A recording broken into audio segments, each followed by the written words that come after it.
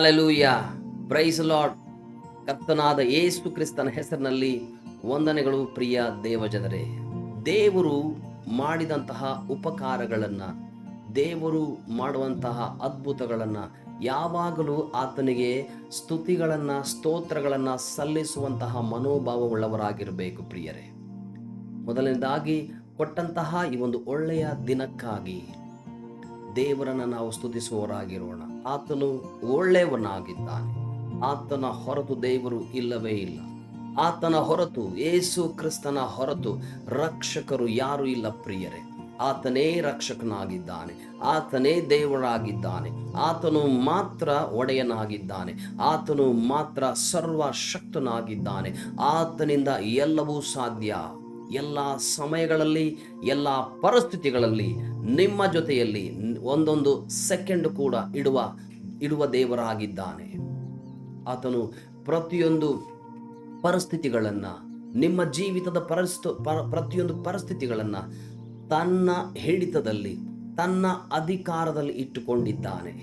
ಆತನ ಅಪ್ಪಣೆಯ ಹೊರತು ನಿಮ್ಮ ಜೀವಿತದಲ್ಲಿ ಏನೂ ನಡೆಯುವುದಿಲ್ಲ. ಪ್ರಿಯರೇ, ಹಾಗಿರುವಾಗ ಯೇಸು ಕ್ರಿಸ್ತನನ್ನು ದೇವರು ಎಂಬುದಾಗಿ ನೀವು ತಿಳಿದುಕೊಂಡಾಗ, ಆತನನ್ನು ಸಂಪೂರ್ಣವಾಗಿ ತಿಳಿದುಕೊಂಡಾಗ, ಸಂಪೂರ್ಣವಾಗಿ ಆತನ ಬಗ್ಗೆ ತಿಳಿದುಕೊಳ್ತಾ ಹೋಗುವಾಗ ದೇವರು ನಿಮಗೊಂದು ಬಿಡುಗಡೆಯನ್ನು ಅನುಗ್ರಹಿಸುತ್ತಾನೆ.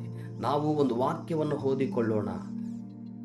ಯೋಹಾನನು ಬರೆದ ಸುವಾರ್ತೆ 8ನೇ ಅಧ್ಯಾಯ 32ನೇ ವಚನ ಹೀಗೆ ಹೇಳ್ತದೆ. ಪ್ರಿಯರೇ, ನೀವು ಸತ್ಯವನ್ನು ತಿಳಿದುಕೊಳ್ಳುವಿರಿ, ಸತ್ಯವು ನಿಮ್ಮನ್ನು ಬಿಡುಗಡೆ ಮಾಡುತ್ತದೆ ಎಂಬುದಾಗಿ ಹೇಳಿದನು. ಹೌದು, ಸತ್ಯವನ್ನು ನೀವು ತಿಳಿದುಕೊಳ್ಳುವಿರಿ, ಸತ್ಯವು ನಿಮ್ಮನ್ನು ಬಿಡುಗಡೆ ಮಾಡುತ್ತದೆ. ಆ ಸತ್ಯ ಯೇಸು ಕ್ರಿಸ್ತನಾಗಿದ್ದಾನೆ. ಆತನ ಬಗ್ಗೆ ತಿಳಿದುಕೊಂಡ್ರೆ ನೀವು ಸತ್ಯವನ್ನು ತಿಳಿದುಕೊಂಡ ಹಾಗೆ. ಯೇಸು ಕ್ರಿಸ್ತನನ್ನು ಕಂಡುಕೊಂಡಾಗ ನೀವು ಸತ್ಯವನ್ನು ಕಂಡುಕೊಂಡ ಹಾಗಾಯಿತು. ನಿಮ್ಮ ಜೀವಿತದಲ್ಲಿ ಯೇಸು ಕ್ರಿಸ್ತನನ್ನ ಸ್ವಂತ ರಕ್ಷಕ ಅಂತ ಯಾವಾಗ ಅಂಗೀಕಾರ ಮಾಡಿಕೊಂಡಿರೋ ಆಗಲೇ ನೀವು ಸತ್ಯವನ್ನ ಕಂಡುಕೊಂಡ ಹಾಗಾಯಿತು, ಸತ್ಯವನ್ನ ನಿಮ್ಮ ಜೀವಿತದಲ್ಲಿ ಬರಮಾಡಿಕೊಂಡ ಹಾಗಾಯಿತು. ಪ್ರಿಯರೇ, ಸತ್ಯವನ್ನು ತಿಳಿದುಕೊಳ್ಳಿರಿ, ಸತ್ಯವು ನಿಮ್ಮನ್ನು ಬಿಡುಗಡೆ ಮಾಡ್ತದೆ. ಯೇಸು ಕ್ರಿಸ್ತನ ಬಗ್ಗೆ ತಿಳಿದುಕೊಳ್ಳುತ್ತಾ ಹೋಗುವುದೇ, ಆತನ ಬಗ್ಗೆ ತಿಳಿದುಕೊಳ್ತಾ ಹೋಗುವಾಗ ಆ ಸತ್ಯ ನೀವು ತಿಳಿದುಕೊಳ್ತಾ ಆತನ ಬಗ್ಗೆ ವಾಕ್ಯವನ್ನು ಕೇಳಿಸ್ಕೊಳ್ತಾ ನೀವು ಹೋಗ್ತಾ ಪ್ರಾರ್ಥಿಸ್ತಾ ಹೋಗುವಾಗ ದೇವರು ಅನೇಕ ವಿಚಾರಗಳನ್ನು ಆತನ ಕುರಿತಾಗಿ, ಬೈಬಲಲ್ಲಿರುವಂಥ ಪ್ರತಿಯೊಂದು ವಚನದ ಮೂಲಕ ಆತನ ಕುರಿತಾಗಿ ತಿಳಿಸುತ್ತಾ ನಿಮಗೆ ಹೋಗ್ತಾನೆ. ಅದೇ ತಿಳಿದುಕೊಳ್ಳುವುದು. ಹಾಗೆ ತಿಳಿದುಕೊಳ್ಳುತ್ತಾ ಅಥವಾ ಸತ್ಯವನ್ನು ತಿಳಿದುಕೊಳ್ತಾ ಹೋಗುವಾಗ ಆ ಸತ್ಯ ನಿಮ್ಮನ್ನು ಬಿಡುಗಡೆ ಮಾಡುತ್ತದೆ. ಎಲ್ಲದರಿಂದ ನಿಮಗೆ ಎಂಥದೇ ಸಮಸ್ಯೆ ಇದ್ರೂ ಕೂಡ ಆ ಸತ್ಯವೇ ಯೇಸು ಕ್ರಿಸ್ತನಾಗಿದ್ದಾನೆ.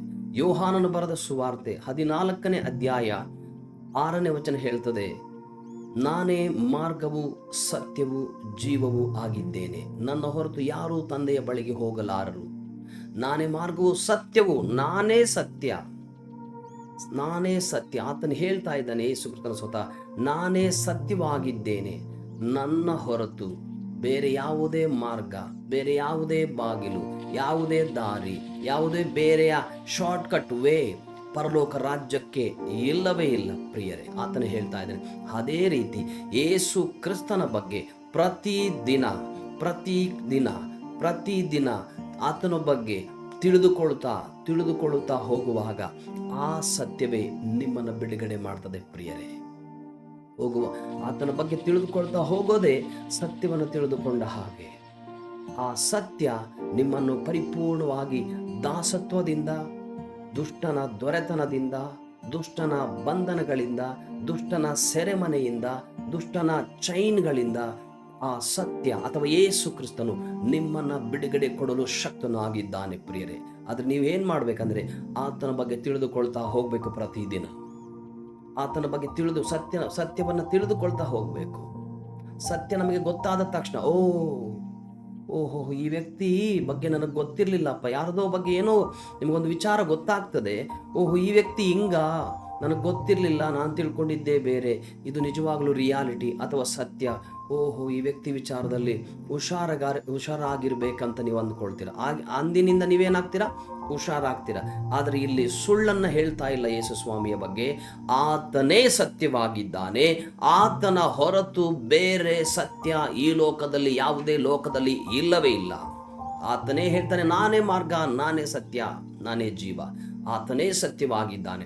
ನೀವು ನಿಮ್ಮ ಜೀವಿತದಲ್ಲಿ ದೇವರನ್ನ ಕಂಡುಕೊಂಡಂಥ ಕ್ಷಣದಿಂದ ಆತನ ಬಗ್ಗೆ ತಿಳಿದುಕೊಳ್ಳುತ್ತಾ, ದೇವರ ವಾಕ್ಯದಲ್ಲಿ ಆತನ ವಿಚಾರದಲ್ಲಿ ಏನೆಲ್ಲ ಇದೆಯೋ ಅದನ್ನು ತಿಳಿದುಕೊಳ್ತಾ ಹೋಗೋದೇ ನಿಜವಾದ ಬಿಡುಗಡೆ ಎಂಬುದಾಗಿ ದೇವರ ವಾಕ್ಯ ನಿಮಗೆ ಬೋಧಿಸುತ್ತದೆ ಪ್ರಿಯರೇ. ದೇವರ ಬಗ್ಗೆ ತಿಳಿದುಕೊಳ್ತಾ ಹೋಗಬೇಕು. ಅದು ನಿಮ್ಮನ್ನು ಬಿಡುಗಡೆ ಮಾಡುವುದು ಮಾತ್ರವಲ್ಲ, ಕೊನೆಗೆ ನಿಮ್ಮನ್ನು ಆಶೀರ್ವಾದದೆಡೆಗೆ, ಶಾಶ್ವತವಾದ ಆಶೀರ್ವಾದದೆಡೆಗೆ ನಡೆಸ್ತದೆ. ಬಿಡುಗಡೆ ಮಾಡಿ ಆ ಸತ್ಯವನ್ನು ತಿಳಿದುಕೊಳ್ತಾ ಹೋಗುವಾಗ ನೀವು ಬಿಡುಗಡೆ ಆದ ಮೇಲೆ ಸುಮ್ಮನೆ ಆ ಬಿಡುಗಡೆಗೆ ನಿಲ್ಲೋದಿಲ್ಲ. ನಿಮ್ಮನ್ನು ಆ ಬಿಡುಗಡೆಯ ಅಲ್ಲಿ ನಿಂತುಕೊಳ್ಳುವ ಹಾಗೆ ಆತನ ವಾಕ್ಯ ಕಾಪಾಡ್ತದೆ ಪ್ರಿಯರೇ.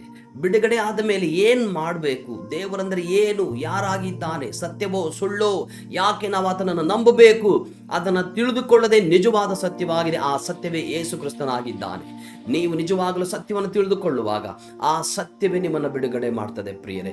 ಸತ್ಯದೆಡೆಗೆ ನಿಮ್ಮನ್ನು ನಡೆಸಿದ ದೇವರು ಸತ್ಯವನ್ನು ತಿಳಿದುಕೊಳ್ಳುವ ಹಾಗೆ ನಿಮ್ಮನ್ನು ಪ್ರೇರೇಪಣೆ ಮಾಡ್ತಾನೆ. ಸತ್ಯವನ್ನು ತಿಳಿದುಕೊಳ್ಳುವ ಹಾಗೆ ನಿಮ್ಮನ್ನು ಪ್ರೇರೇಪಿಸ್ತಾನೆ, ನಡೆಸ್ತಾನೆ, ಕಾಪಾಡ್ತಾನೆ. ಆ ಸತ್ಯವೇ ದೇವರು, ಕರ್ತನಾದ ಯೇಸು ಕ್ರಿಸ್ತನು. ಆ ಸತ್ಯವಾಗಿರುವ ಕರ್ತನಾದ ಯೇಸು ಸ್ವಾಮಿ ನಿಮಗೋಸ್ಕರ ಕಲ್ವಾರಿ ಶಿಲುಬೆಯ ಮೇಲೆ 2000 ವರ್ಷಗಳ ಹಿಂದೆ ತನ್ನ ಪ್ರಾಣವನ್ನು ಕೊಟ್ಟು ಹೂಣಲ್ಪಟ್ಟು 3ನೇ ದಿನದಲ್ಲಿ ಮರಣವನ್ನು ಜಯಿಸಿ ಎದ್ದು ಬಂದು ಈಗಲೂ ಜೀವಿಸ್ತಾ ಇದ್ದಾನೆ.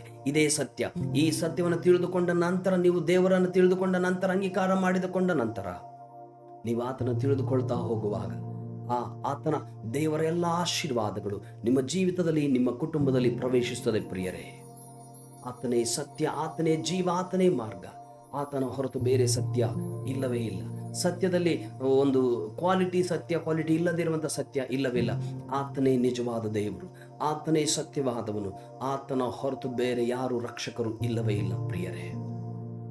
ದೇವರು ನಿಮ್ಮನ್ನು ಆಶೀರ್ವಾದ ಮಾಡಲಿ. ನಾನು ನಿಮಗೋಸ್ಕರ ಪ್ರಾರ್ಥನೆ ಮಾಡ್ತೇನೆ.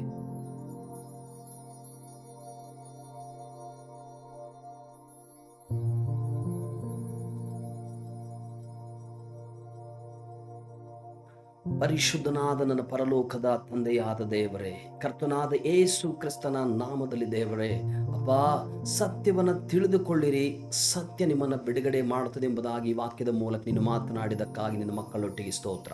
ಕರ್ತನೇ, ಇವರನ್ನು ಆಶೀರ್ವಾದ ಮಾಡು ದೇವರೇ. ಓ, ಆ ಸತ್ಯವೇ ನೀನಾಗಿದ್ದೀಯ, ಸತ್ಯವೇ ಯೇಸು ಕ್ರಿಸ್ತನಾಗಿದ್ದಾನೆ. ನಾನೇ ಮಾರ್ಗ, ಸತ್ಯ ಎಂಬುದಾಗಿ ಹೇಳಿದ್ಯಲ್ಲಪ್ಪ, ನೀನೇ ಸತ್ಯವಾಗಿದ್ದೀಯ. ಅದು ಆಗಿರುವಾಗ ನಿನ್ನ ಬಗ್ಗೆ ಪ್ರತಿದಿನ ತಿಳಿದುಕೊಳ್ಳುತ್ತಾ ಹೋಗುವುದೇ, ವಾಕ್ಯದಲ್ಲಿರುವಂಥ ಸತ್ಯತೆಗಳನ್ನು ಪ್ರತಿದಿನ ಓದುತ್ತಾ, ಧ್ಯಾನ ಮಾಡುತ್ತಾ, ಗ್ರಹಿಸುತ್ತಾ, ಆಲೋಚಿಸುತ್ತಾ, ತಿಳಿದುಕೊಳ್ಳುತ್ತಾ ಹೋಗುವುದೇ ನಿಜವಾದ ಬಿಡುಗಡೆಯಾಗಿದೆ. ಆ ಬಿಡುಗಡೆಯಲ್ಲಿ ನೆಲೆಯಾಗಿ ನಿಂತುಕೊಳ್ಳಲಿಕ್ಕೆ ಸಹಾಯ ಮಾಡು. ಒಂದು ದೊಡ್ಡ ಬಿಡುಗಡೆ ನಿನ್ನನ್ನು ತಿಳಿದುಕೊಳ್ಳುತ್ತಾ ಹೋಗುವಾಗ ಪವಿತ್ರಾತ್ಮನೇ ಒಂದು ದೊಡ್ಡ ಬಿಡುಗಡೆಯನ್ನು ನಾನು ಮಾತನಾಡ್ತಾ ಇದ್ದೇನೆ ಇವರೆಲ್ಲರ ಜೀವಿತದಲ್ಲಿ. ದೇವರೇ, ಇವರನ್ನು ಆಶೀರ್ವಾದ ಮಾಡಪ್ಪ. ನಿನ್ನನ್ನು ಹೆಚ್ಚೆಚ್ಚಾಗಿ ತಿಳಿದುಕೊಂಡು ಆ ಬಿಡುಗಡೆಯನ್ನು ಸ್ವಂತದಾಗಿಸಿಕೊಳ್ಳಿಕ್ಕೆ ಸಹಾಯ ಮಾಡು. ಆಶೀರ್ವದಿಸು, ನಡೆಸು ಸ್ವಾಮಿ. ಯೇಸು ಕ್ರಿಸ್ತನ ನಾಮದಲ್ಲಿ ಬೇಡಿದ್ದೇನೆ ಜೀವಳ ತಂದೆಯಾದ ದೇವರೇ, ಆಮೇನ್, ಆಮೇನ್. ಪ್ರೈಸ್ ಲಾರ್ಡ್, ಪ್ರೈಸ್ ಲಾರ್ಡ್ ಪ್ರಿಯರೇ. ದೇವರು ನಿಮ್ಮನ್ನು ಆಶೀರ್ವಾದ ಮಾಡಲಿ.